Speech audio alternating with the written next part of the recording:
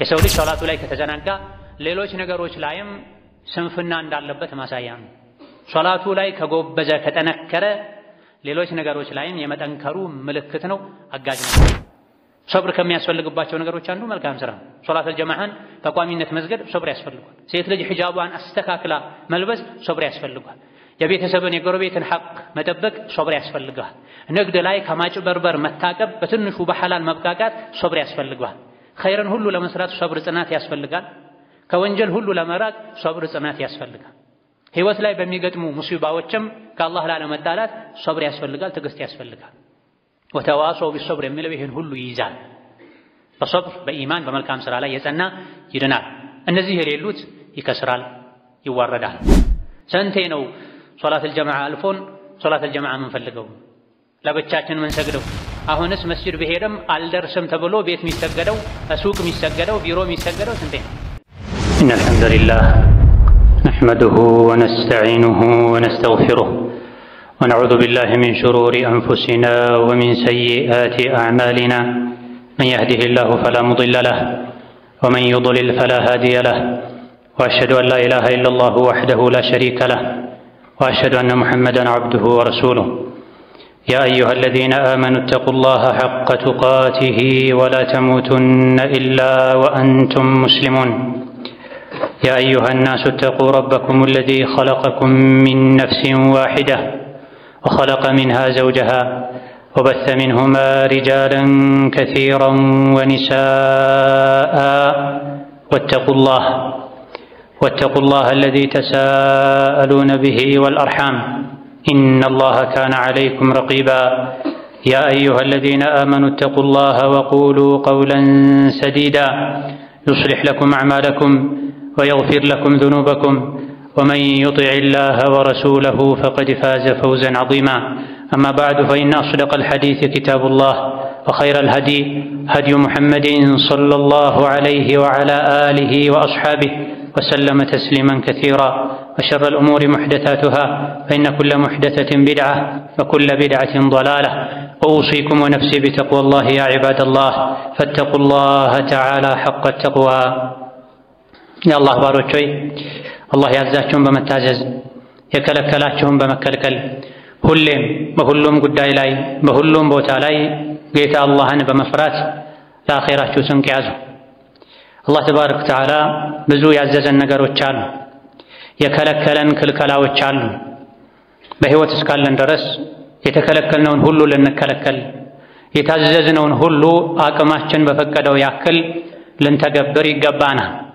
አላህ ተባረከ ወተዓላ ከነቢያቶቹ መካከል አንዱ የሆኑትን ያሕያን ሲመክራቸው ያ ያሕያ ኹዚል ኪታበ ቢቁወህ ብሏቸዋል።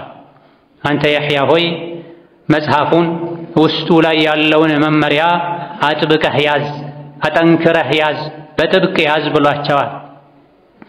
እንደ አጠቃላይ በኒ እስራኤሎችን ነቢያት የተላኩላቸው ሰዎችን በዛው ደግሞ ቁርአን ላይ በመካተቱ እኛንም ጭምር ሲመክር አላህ ምን ብለዋል?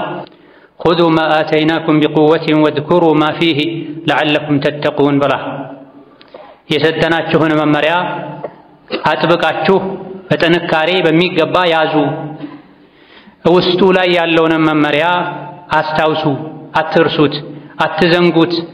ይሄን ያደረጋችሁ እንደሆነ መዳን ይከጀልላችኋል ብላ ከአላህ ቁጣና ቅጣት መዳን የሚፈልግ ሰው አላህ ተባረከ ወተዓላ ያዘዘውን አጥብቆ መያዝ አለበት። ዘውትር ማስታወስ አለበት፣ መዘንጋት የለበትም። ብዙ ኃላፊነቶች፣ ቃል ኪዳኖች አሉብን። ለአላህ ተባረከ ወተዓላ የገባነው ቃል ኪዳን በቀን 5 ጊዜ ቢያንስ ሶላት ስንሰግድ ኢያከ ነዕቡዱ ወኢያከ ነስተዒን ያለን። ይሄ የቃል ኪዳኖች ሁሉ ዋና ነው። አንተም ብቻ ነው የምገዛው፣ ካንተ ብቻ ነው እገዛ የምፈልገው ያለን። በእያንዳንዱ ጉዳይ ላይ አላህን ተባረከ ወተዓላ ልናስታውስ፣ የተከለከልነውን ሁሌ ልንከለከል፣ የታዘዝነውን እንዳቅማችን ልንፈጽም ይገባናል። ከመሆኑም ጋር ብዙ የሰው ልጆች የታዘዙትን አያስታውሱም፣ አይተገብሩም፣ ቸልተኞች ናቸው። ፈለውላ ፈድሉላሂ ዐለይኩም ወረሕመቱሁ ለኩንቱም ሚነል ኻሲሪን። የአላህ ተባረከ ወተዓላ ይቅር ባይነት ባይኖር ኖሮ ስትቶብቱ ስትጸጸቱ እሺ ብሎ ባይቀበላችሁ ኖሮ ከከሳሪዎች ትሆኑ ነበር ብላ። እንደው መስገድ፣ መጾም፣ ሰደቃ መስጠት ብቻ ሳይሆን የምንሰራቸው መልካም ስራዎችን ሁሉ አጥብቀን ልንይዝ፣ ምንሰራውን ኸይር ስራ ሁሉ በብርታት በንቃት በፍላጎት ላይ ተመስርተን ልንሰራ፣ ከመዘናጋት ቸላ ከማለት ግዴለሽ ከመሆን ልንጠነቀቅ ይገባን። ያዝ ለቀቅ ከማድረግም ልንታቀብ ይገባን። የሰው ልጅ ሚድነው አላህ ተባረከ ወተዓላ ያዘዘውን በቋሚነት ሲታዘዝ፣ የከለከለውን በቋሚነት ሲከለከል። የሰው ሞኝ ማለት ስጋዊ አካሉን እየጠበቀ ነፍሱን ቸላ የሚል ሰው፣ ዱንያውን እየገነባ አኺራውን የሚያፈርስ ሰው። የአላህን ተባረከ ወተዓላ መመሪያ መዘንጋት፣ ቸላ ማለት፣ አላህን ማመፅ ዱንያ አኺራን የሚያበላሽ ከከሳሪዎች የሚያደርግ ተግባር ነው። ዱንያ ላይ ስኬትን እንደምንፈልገው ሁሉ ሰላምን፣ ምቾትን ለማግኘት እንደምንጥረው ሁሉ ከዛ በላይ በብዙ እጥፍ የአላህን ተባረከ ወተዓላ ውዴታ የአላህን ረሕመት ለማግኘት ልንጥር፣ አላህን ተባረከ ወተዓላ መታዘዝ ላይ ህጉን ማክበር ላይ ቋሚ ልንሆን ጽኑ ልንሆን ይገባን። ሰው መልፋት መድከም የነበረበት ራሱን ለማዳን የአላህን ተባረከ ወተዓላ ውዴታ ለማግኘት ጀነትን ለመውረስ ነው መሆን ያለበት። ይሄ ነው። ከመሆኑም ጋር ግን ብዙ ሰዎች የሚለፉት የሚደክሙት ዱንያቸውን ለማስተካከል ነው። አኺራቸውን ብዙዎቹ ዘንግተዋል። ለአኺራ የሚሰሩትም ጥቂት አላህ የመረጣቸው ያደላቸው ካልሆኑ በስተቀር በቸልተኝነት በግዴለሽነት የተመሰረተ በትርፍ ሰዓትም ከተመቻቸው ደስ ካላቸው ነው። ይህ ሊሆን አይገባም ብሎ አላህ ተባረከ ወተዓላ በሽታውንም መድኃኒቱንም ነግሮናል። ከትልቁ ዓላማችን ከአኺራ የአላህን ውዴታ ከማግኘት የሚያዘናጋንን እንቅፋትም ነግሮናል፣ መፍትሄውንም ነግሮናል። ኢነማ አምዋሉኩም ወአውላዱኩም ፊትና ወላሁ ዒንደሁ አጅሩን ዐዚም ፈተቁላህ መስተጣዕቱም ወስመዑ ወአጢዑ ወአንፊቁ ኸይረን ሊአንፉሲኩም ወመን ዩቀ ሹሐ ነፍሲሂ ፈኡላኢከ ሁሙል ሙፍሊሑን ብለናል። የሰው ልጆች ሆይ የእናንተ ፈተና ማለት ዱንያና ልጆች ናቸው። ኢነማ አምዋሉኩም ወአውላዱኩም ፊትና፣ ወንጀል እንድትሰሩ ከኸይር ወደ ኋላ እንድትቀሩ የሚያደርጓችሁ ልጅና ሀብት ናቸው። ልጆቼ እንዳይራቡ ብሎ ሐራም ከስብ ውስጥ ሐራም ስራ ውስጥ የሚገባ ሰው አለ። ዝናን ሀብትን ፈልጎ ህሊናው እንኳ ማይፈቅደውን ከሸሪዓ በፊት አቅል ያላቸው ሰዎች ዘንድ የሚያስወቅሰውን ሁሉ ለመስራት ይሞክራል። የሰው ልጅ ሀብትን ዝናን ፈልጎ ከሰው በታች አልሆንም ብሎ ለዱንያ። ለዚህ ነው ዱንያ ልጆች ፈተና ናቸው ያለ። የፈተናው መውጫሳ ምንድነው? ፈተቁላህ መስተጣዕቱም፣ የቻላችሁትን ያክል አላህን ፍሩ። አላህ ተባረከ ወተዓላ ያዘዘን ነገሮች ሁሉ የሚቻሉ ናቸው። ተው የተባልነውን ሁሉ ልንተው፣ አድርጉ የተባልነውን ሁሉ ልናደርግ ይገባናል።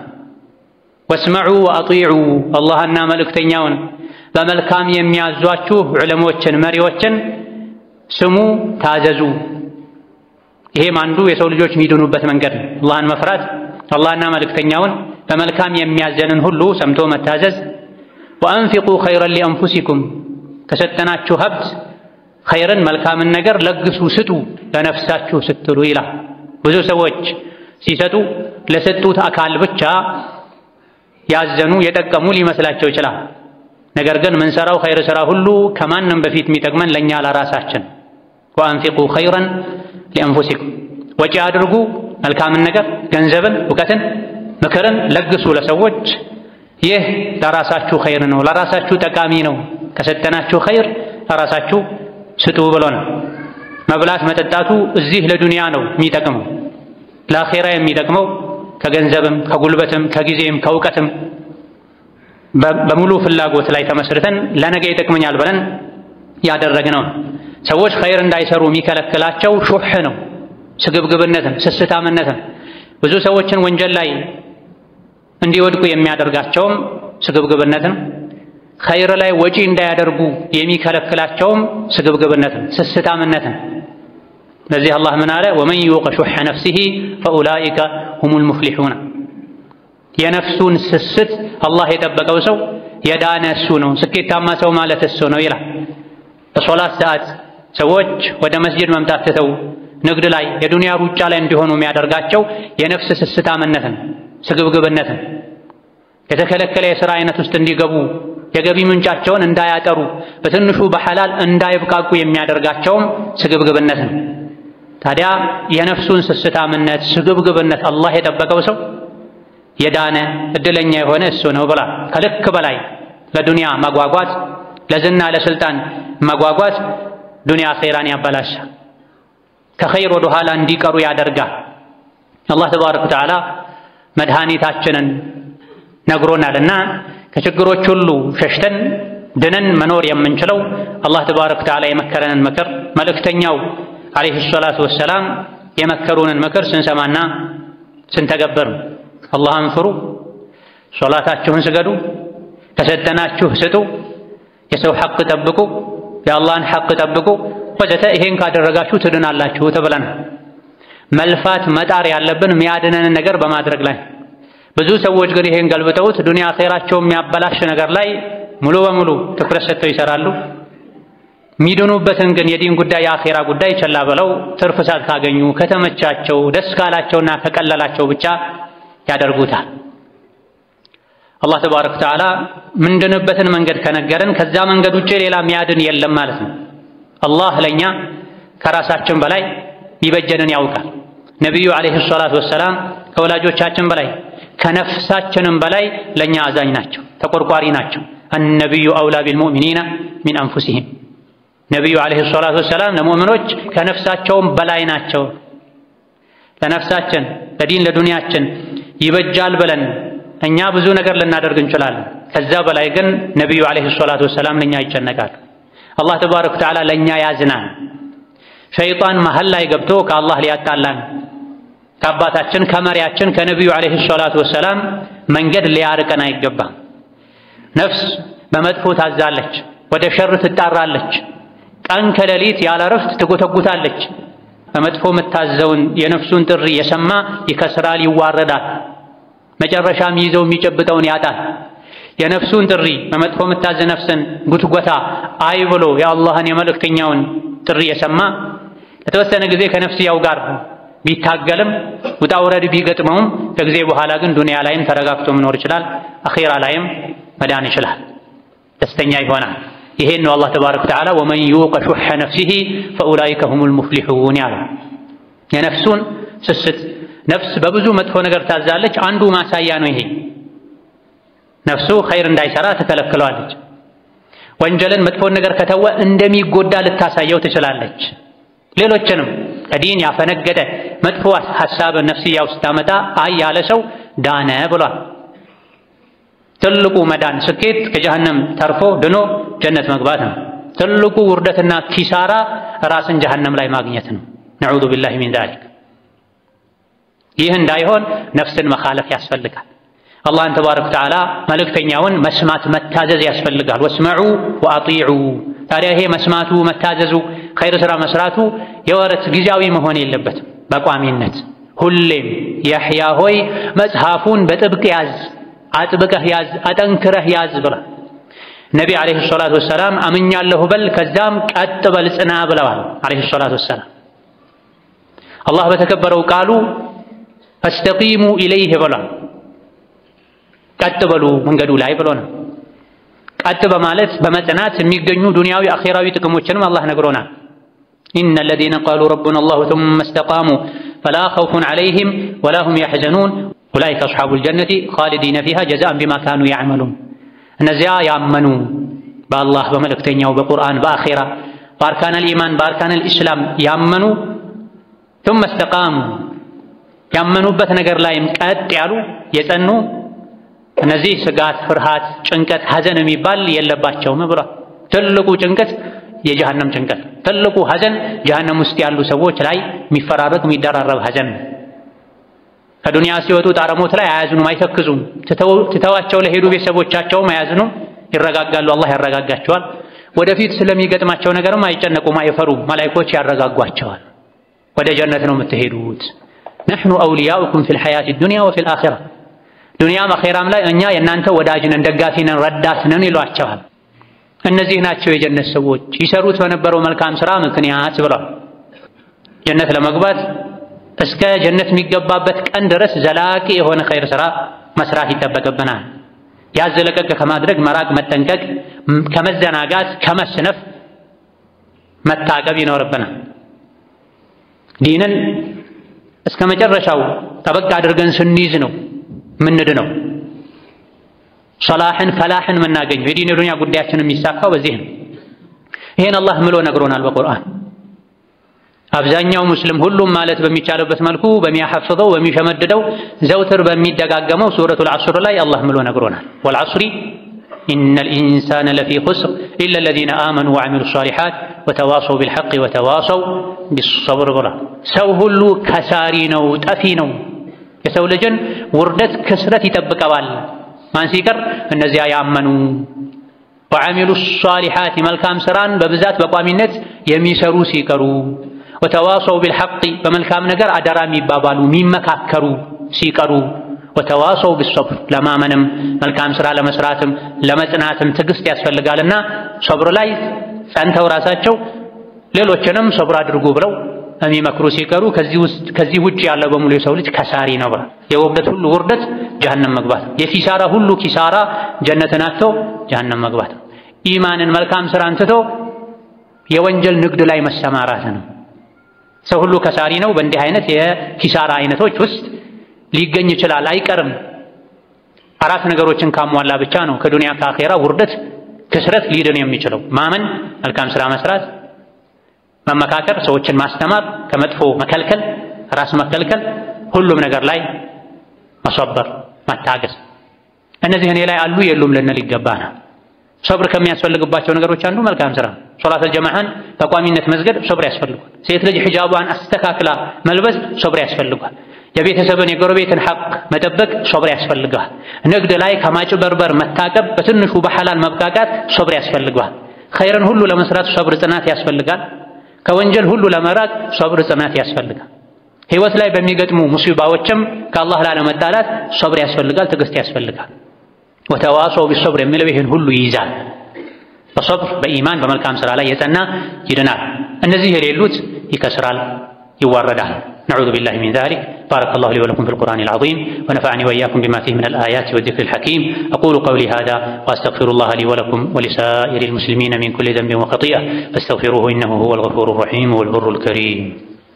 الحمد لله على إحسانه والشكر له على توفيقه وامتنانه، وأشهد أن لا إله إلا الله وحده لا شريك له تعظيما لشانه، وأشهد أن محمدا عبده ورسوله الداعي إلى رضوانه صلى الله عليه وعلى آله وأصحابه وإخوانه وسلم تسليما كثيرا. أما بعد، يسولج دينون أتنكرو انديز أنا كم يأجزون قروش مهال عنده صلاة دين لا يمزنات ዲንን አጠንክሮ ጠበቅ አድርጎ የመያዝ አንዱ መገለጫም ሶላት ነው።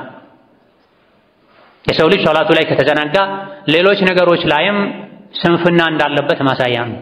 ሶላቱ ላይ ከጎበዘ ከጠነከረ ሌሎች ነገሮች ላይም የመጠንከሩ ምልክት ነው፣ አጋዥ ነገር ነው።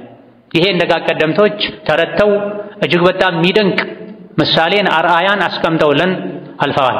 ሰዒድ ኢብኑል ሙሰይብ የሚባሉ በዕልም በዒባዳ በዲን ጥንካሬ የታቢዒዎች አውራ የሚባሉት ሰዒድ ኢብኑ አልሙሰይብ ሰዎች ሶላት ሰግደው ሲወጡ በህይወቴ ለ40 ዓመት ሙሉ አንድ ቀን ገጥሞኝ አያውቅም ብላ። ሰዎች ሶላት ሰግደው ሲወጡ ተገጣጥመን አናውቅም ብላ። ምን ማለት ነው? ሁሌም ከፊት ሆነው ቀድመው ገብተው ሰግደው ሰው ሁሉ ጨርሶ ከወጣ በኋላ ነበር የሚወጡት፣ ወይም ከአብዛኛው ሰው ጋር አብረው ነበር እንጂ የሚወጡት። መስጂድ ስደርስ ሰው ሰግዶ ሲመለስ እኔ ስገባ አንድም ቀን ገጥሞኝ አያውቅም 40 ዓመት ሙሉ ስኖር ብላ። ይህ አንድ ራስን መመዘኛ ነው፣ ራስን መመልከቻ መስታወት ነው። ስንቴ ነው ሶላተል ጀማዓ አልፎን ሶላተል ጀማዓ የምንፈልገው ለብቻችን ምን ሰግደው? አሁንስ መስጂድ ብሄድም አልደርስም ተብሎ ቤት የሚሰገደው፣ ሱቅ የሚሰገደው፣ ቢሮ የሚሰገደው ስንቴ ነው? እኚህ ኢማም 40 ዓመት ሙሉ አንዴ እንኳ እኔ መስጂድ ስመጣ ሰው ሰግዶ ሲወጣ ተገጣጥመን አናውቅም ብላ። ወከዛሊክ በሌላ ንግግራቸው ምንጊዜም የሶላት ወቅት ሲደርስ ከመድረሱ በፊት ራሴን አዘጋጅቼ እንጂ የሶላት ወቅት አይገባም። እንደዚሁ ደግሞ አላህ ዋጅብ ያደረገው የፈርድ ዒባዳ ወቅት ሲመጣ ሁሌ በጉጉት ሆኜ ነው የምጠብቀው። ለ50 ዓመት ሙሉ ተክቢረተል ኢሕራም አምልጦኝ አያውቅም። ለ50 ዓመት ሙሉ የሰው ጀርባ የሰው ማጅራት አይቼ አላውቅም ብላ ምን ማለት ነው? 50 ዓመት ሙሉ አወል ሶፍ ነበር የሚሰግዱት ማለት ነው። የሰው ጀርባ አላየሁም ማለት ከኢማም ውጪ ከፊቴ ሆኖ የሚሰግድ ማንም የለም ማለታቸው። 50 ዓመት ሙሉ ተክቢረተል ኢሕራም አምልጦኝ አልፎኝ አያውቅም ብላ። ይሄም ራሳችንን ልንገመገምበት የዲን ጽናቴ እስከምን ድረስ ነው? ሶላት ላይ ከተዘናጋሁኝ የጀነት ቁልፍ የሆነው የሰው ልጆች ከአላህ ጋር የሚገናኙበት የተግባር ዒባዳዎች ሁሉ ዋና የሆነው አላህ ተባረከ ወተዓላ ነቢይን ወደ ሰማይ ጠርቶ ቀጥታ ኃላፊነቱን የሰጠበትን ዒባዳ በቸልተኝነት ካሳለፍኩ ዲኔ ላይ ምንድነው የቀረው ልንል ይገባናል። እነዚህ የአላህ ባሪዎች የአላህ ወልዮች የሚፈልጉትን ጀነት ነው እኛ የምንፈልገው። የእነሱን መንገድ ልንከተል ይገባናል። ረቢዓ ኢብኑ ዘይድ የሚባሉ ሌላኛው ከደጋ ቀደምቶች ማለት አንዱ የሆኑት ኢማምም 40 ዓመት ገደማ ይሆነኛል ዙህር አዳን ሲባል እኔ ያለሁት መስጂድ ውስጥ ነው ታምሜ ወይም መንገደኛ ሆኜ ካልሆነ በስተቀር ብላ 40 ዓመት ሙሉ ዙህር ሰላት አዳን ሲል እኔ መስጂድ ነኝ። ትልቁ የሩጫ የትንቅንቅ ሰዓት ነው ዙህር። ዋናው የሥራ የጉልበት ሰዓት ነው። ከመሆኑም ጋር ዙህር አዳን ሲል 40 ዓመት ሙሉ መስጂድ ሆኜ እንጂ ውጭ ሆኜ አዳን ብሎ አያውቅም ብላ። ከየሕያ ኢብን መዒን ረሕመቱላሂ ዐለይህ እንደተነገረው ሰዒድ ኢብኑ የሕያ አልቀጣን የሚባሉ የሐዲስ ኢማም ነበሩ።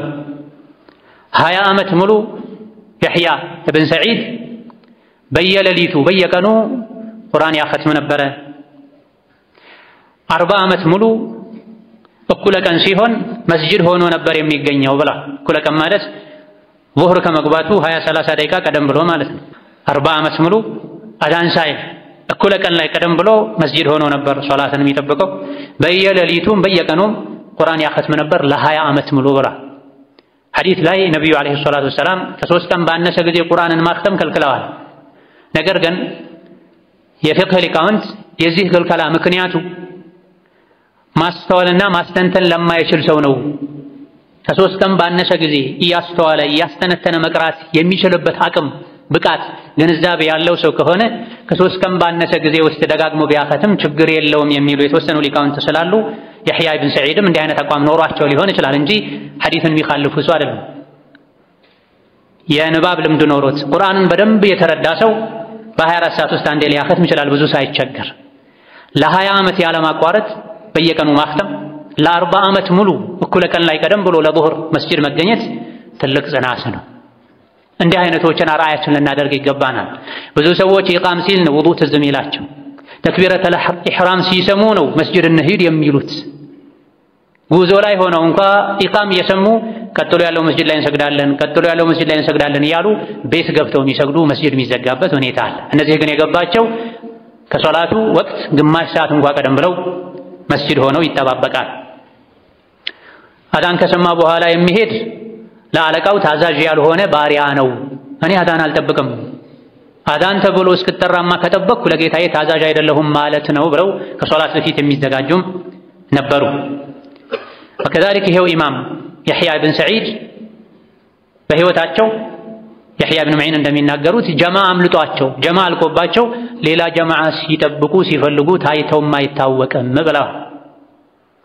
ከወኪዕ ታላቁ ኢማም እንደተነገረው አዕመሽ የሚባሉት ታላቁ ታቢዒ በሕይወታቸው ሲኖሩ 70 ዓመት አንድ ቀን ተክቢረተል ኢሕራም አልፏቸው አያውቅም።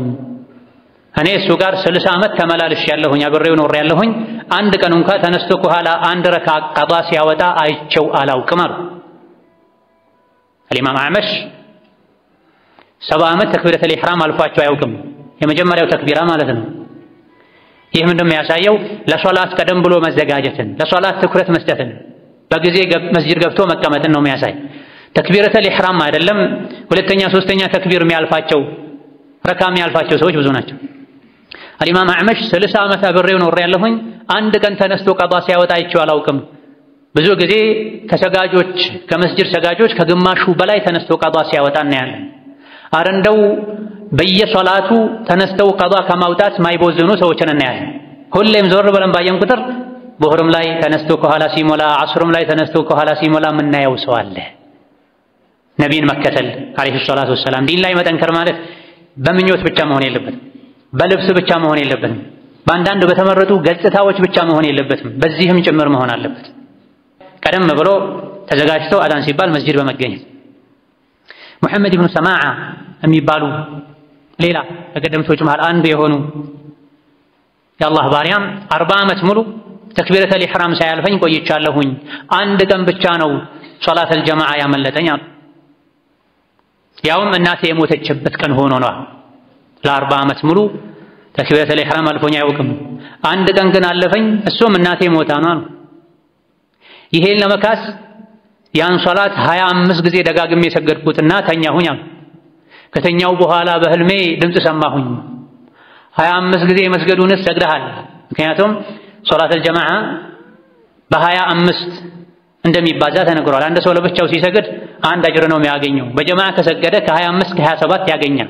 በጀማዓ ያለፈኝን ለብቻዬ 27 ጊዜ 25 ጊዜ ሰግጄ አካክሳለሁ ብለው ሰገዱና ተኙ። ከተኛው በኋላ በህልሜ ድምፅ ሰማሁ። ምን የሚል 25 ጊዜ መስገዱንስ ሰግደሃል፣ ነገር ግን በጀማዓ ሲሰገድ በጋራ አሚን ሲባል መላኢካ አብሮ አሚን ይላል ተብሏል። የሱ አሚን ከመላኢካ አሚን ጋር የገጠመለት ሰው ወንጀሉ ይራገፋል ተብሏል። የመላኢካውን አሚንስ በምን ትተካዋለህ የሚል ድምፅ ሰማሁኝ አሉ። ጀማዓ ያመለጠው ሰው 5 ጊዜ 25 ጊዜ ስገድ ተብሎ አልታዘዘም በመሰረቱ። ነገር ግን ካላቸው ጉጉት አንፃር አደረጉት። ያንም ለፍተው ግን ውስጣቸው ከነበረው ጭንቀት አንፃር የሰሙት ድምፅ 25 ጊዜ ሰግደህ የካስክ መስሎሃል፣ ግን በጀማዓ አሚን ሲባል መላኢኮች አብረው አሚን ሲሉ አንተም አብረህ አሚን ብለህ የወንጀል መራገፉን ግን ከዛ በላይ እንኳን ደጋግመህ ብትሰግድ አታገኘውም የሚል ድምፅ ሰማሁኝ ብለዋል። ለቀድ ካነ ፊ ቀሰሲሂም ዒብረቱን ሊኡሊል አልባብ። የደጋጎች ታሪክ ሲነገር ልብ ላለው ሰው ትልቁም ነገር አለው እሱ ላይ። እንዲሁ ዝም ብሎ ጊዜ ለማሳለፍ አይደለም ይሄ የሚነገረው። እኛ የት ነን ከነዚህ አንፃር? እነሱ የሚፈልጉትን ጀነት ነው የምንፈልገው። እነሱ በሚያምኑበት አላህ ነው የምናምነው። እነሱ የሚፈሩትን እሳት ነው የምንፈራው። ነገር ግን አይነት ተራ ሚነ ቱረያን የአፈርና የከዋክብት ያክል ተራርቀን ያለ ነው። ይሄን ሁሉ ከማድረጋቸውም ጋር ይፈሩ ነበር። በዚህ ልክ ሶላት ላይ ጠንካራ የነበሩ የህይወታቸው መጨረሻ አካባቢ ላይ ፈርተዋል፣ ተጨንቀዋል፣ ተረብሸዋል። ምን ነው ምን ሆነህ ነው በዚህ ልክ የሚያስጨንቅ ወንጀል አለብህ እንዲህ አይነት ጥያቄ ሲቀርብላቸው ብናኝን አንስተው ወንጀልን እንኳን ይሄን ያክል አልፈራም፣ ነገር ግን የኻቲማ ነገር አስግቶኝ ነው ይሉ ነበር። ሶላት እየሰሙ ቡና ላይ፣ ሻይ ላይ፣ ወሬ ላይ፣ ጉዞ ላይ የሚቀጥሉ ሰዎች ኻቲማ ሊያሳስባቸው ይገባል። ሶላት እየተሰማ አዳን ኢቃም እየተባለ ስልክ ላይ ምናልባትም የወንጀል ቻት ላይ መጻጻፍ ላይ ሆነው የሚያሳልፉ ሰዎች የኻቲማ ጉዳይ ሊያሳስባቸው ይገባል። ይህ ጉዳይ ከገባቸው ውስጥ የሞት ህመም ላይ ሆነው አዳን እየሰማሁማ ቤት አልሰግድም ብለው ሰው ደግፎ መስጂድ ወስዷቸዋል። መስጂድ ገብተው የመጀመሪያውን ሩኩዕ ስጁድ እንዳደረጉ እዛው የሞቱ ተገኝተዋል። እግራቸው መሬት ላይ መስመር ያሰመረ መስጂድ ሄዱ ተገኝተዋል።